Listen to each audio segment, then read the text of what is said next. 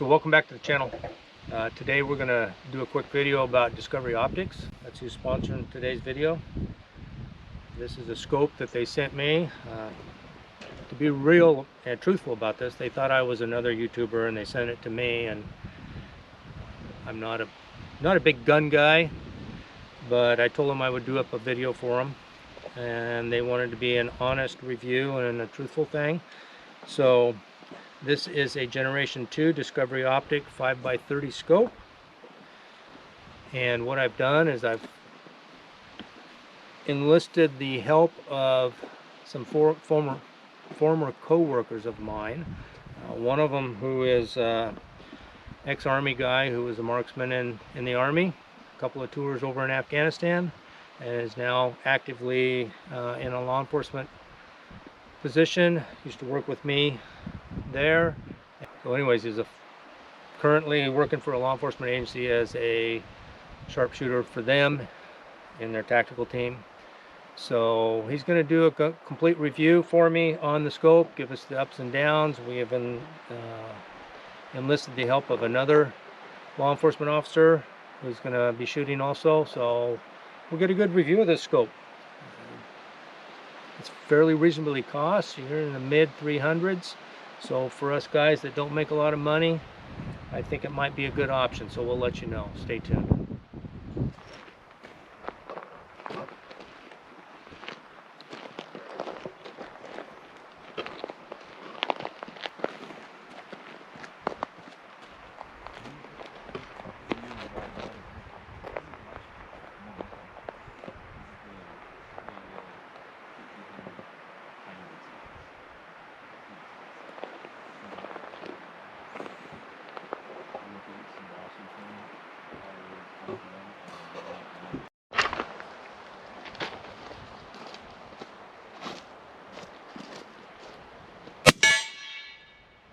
Alright, so I'm Jared.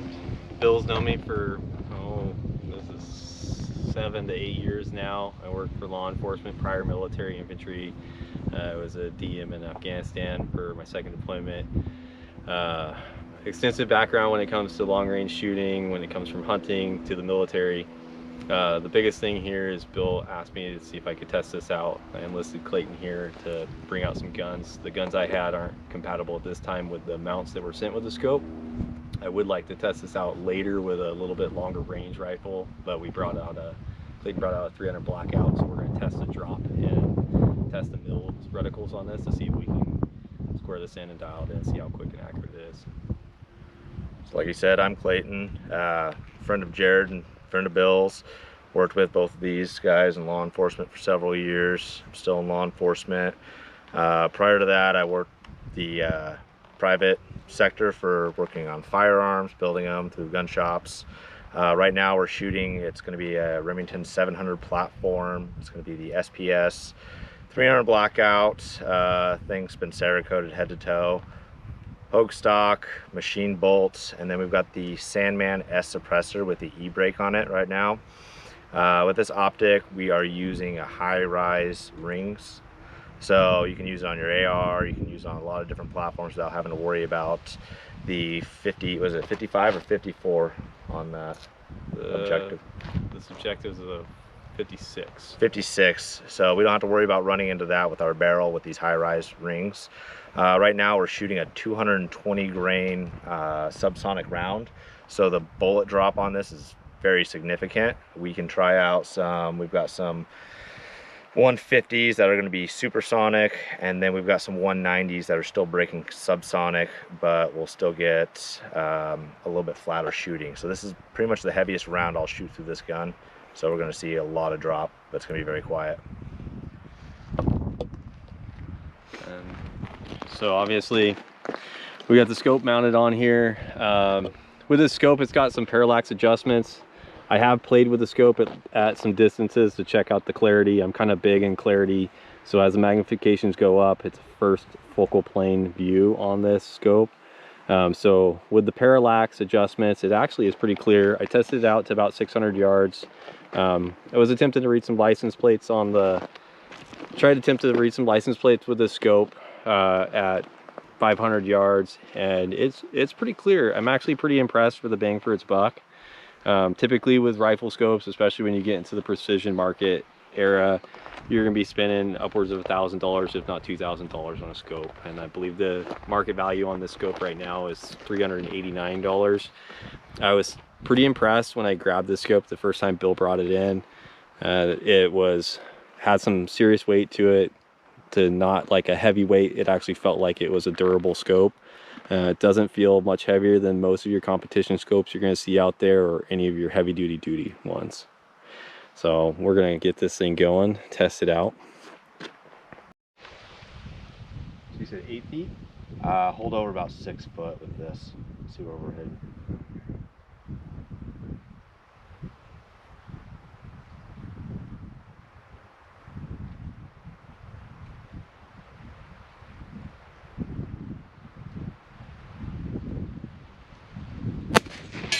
There you go. What was your holdover? About 6 foot or 8 foot? 5.5. What's that? 5.5. So it's zeroed. One thing is when Bill shot the first portion of the video talking about how we were gonna take this gun out and test it, the gun hadn't been mounted with the scope, so we quickly mounted it. Clayton mounted it on there pretty quick. We checked and did a bore sighting through it. It was dead on, and then went out and shot it and tested at a 25 meter. Now we just out to 100 meters. So quick and easy to mount. No real issues with any type of leveling it, as long as you kind of know what you're doing when you mount a scope on. The scope performs right off the bat, and as long as you know your ballistics on your rounds, it's so far pretty damn decent.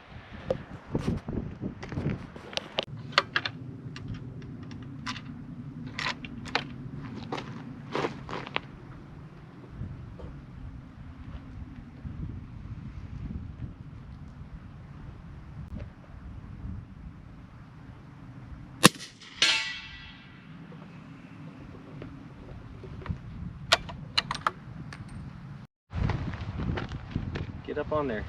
Put your cheek down on that. Now I can't definitely see. Keep forward with your face.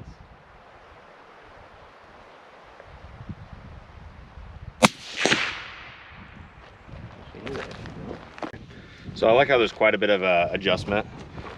So I can get my target, figure out I'm about 100 yards away or 100 meters away, depending on whatever we're shooting at. I can center my object and my objective here, get my clarity, adjust my distance on it, get my eye relief. I was able to adjust everything really quickly, even from going from standing up to laying down really quickly, no problem. The clarity is really nice on this. It's very user-friendly. It's kind of hard to not figure out. The only thing I would say that I'm not a huge fan of is the overall brightness of the reticle itself. In daylight, it's almost non-existent. So if that could be a little bit brighter, that'd be nice. It only goes to 6 power. So if it could go up to 10 or 11 or 12, kind of like a Vortex does, that would be nice.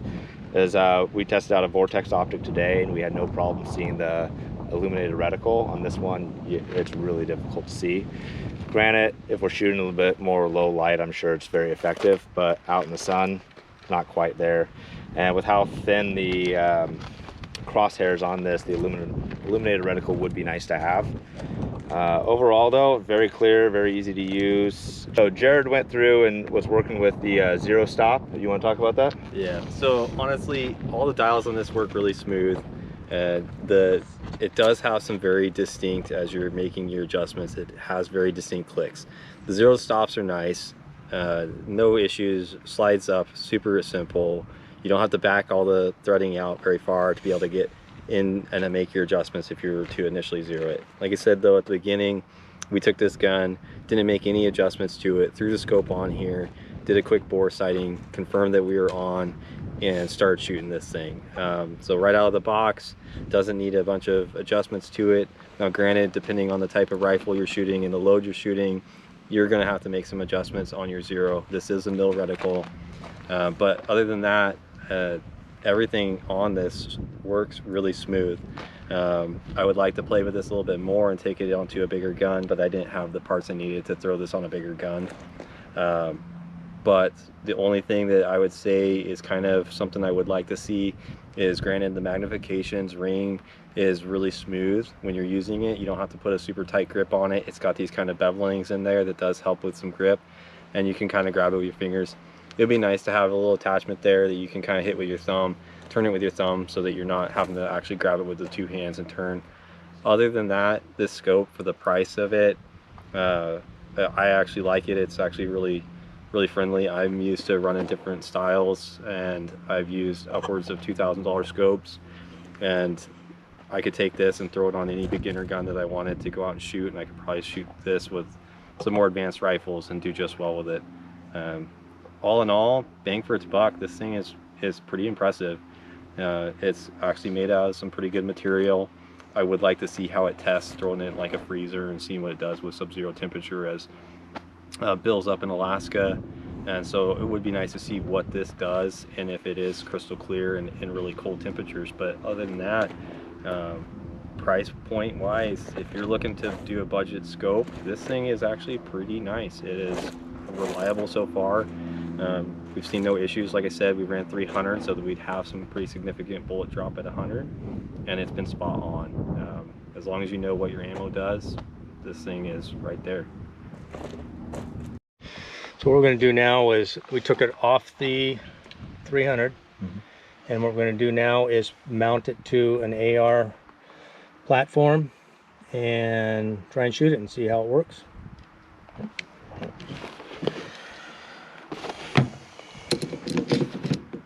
If the bees let me. I need to take these wings off. Oh, there we go.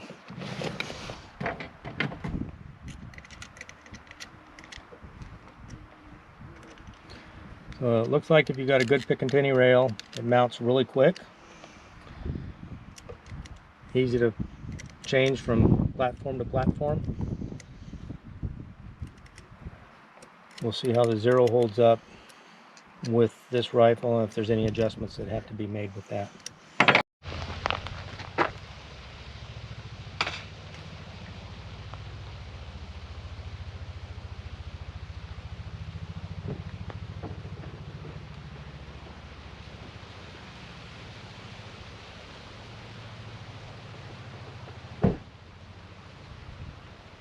I put it on fire.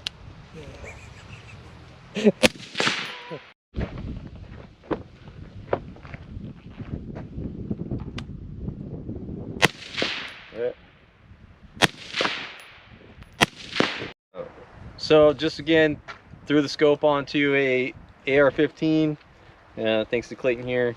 Right away, out of the box, throwing it onto another gun.